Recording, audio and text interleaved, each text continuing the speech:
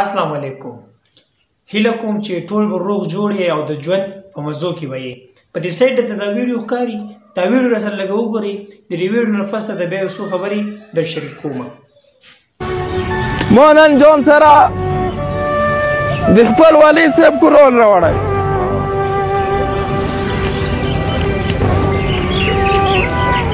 تاسو خو په یوې نه پوهېږو. شادي ته خوشحاله چې زه شاه یم، سني دي ته خوشحاله چې زه سني یم. ته په دې خبرې فخر لرې چې ما دومره هلته مړه کړو، او په دې خبرې فخر لرې چې ما دومره وکې مړه کړو. نن بیا د دغه بازار بندونې واجې نه ډېر کورونه به وږه محسوسوي، ډېر مسافر په لاره کې ولاړ دي چې دې ذمهوار به چوکي.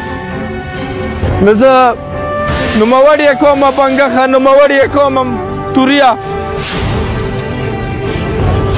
دغه زه تاسو ته رسوم، تاسو جاګباد کو، تاسو جاګباد کو. که هغوی نه په دې مبار شو انجمن حسین ته تاسو جاګباد کو، تاسو نوموړي خلک، تاسو تکړه یو، تاسو ته به مو بادشاه درکړو. قرآن مجید تا تفکر کردن دای ما قرآن ده تای نور تا مسلمانی کا کلموالی فسکل تا تسلی انشاءالله غشی انشاءالله کیگی بنداشه انشاءالله. جاگ بات کو جنازه دی پرجری داز حمال کو خپل منځ کې به کینو، د ځمکې به حل کورونو دې حل ویلې نشته، دې ویلې نه راوځي. جاگ بات کو. په دې ویډیو کې د ملګري ډېر زیات خفګان، ډېر زیات دردېدلې خبرې کړې دي او دغه په ژړا کې دغه ویلي دي چې مونږ پښتانه د جګړو خلک نه یو، مونږ د نفرتونو خلک نه یو، مونږ د ډزو د بمبارو خلک نه یو. مونږ همیشه په دې وطن باندې مونږ مینه غواړو، په دې وطن مونږ محبت غواړو، په دې وطن باندې مونږ یو ښایسته ژوند تیرول غواړو.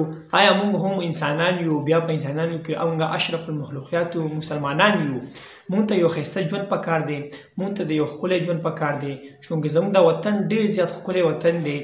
دا موږ له الله تعالی یو موقع راکړې ده چې په دې باندې ښه زندګي تېره کړو، ښه وخت پرې تېر کړو، چې مونږ پخپله یو کامیاب شو، یو ښه سټیج ته ورسو که نه، چې مونږ همیشه د بل ملګري سوچ کوو، د بل داسې یار دوست سوچ کوو چې دی هم زموږ سره په یو ښه سټیج باندې ودرېږي. او که نه که چېرې مونږ د بل کس د کوزېدو سوچ کوو چې یاره زه دې په ښه دی او دی په کمزوري وده باندې، نو بیا مونږ هېڅکله هم نشو کامیابېدی.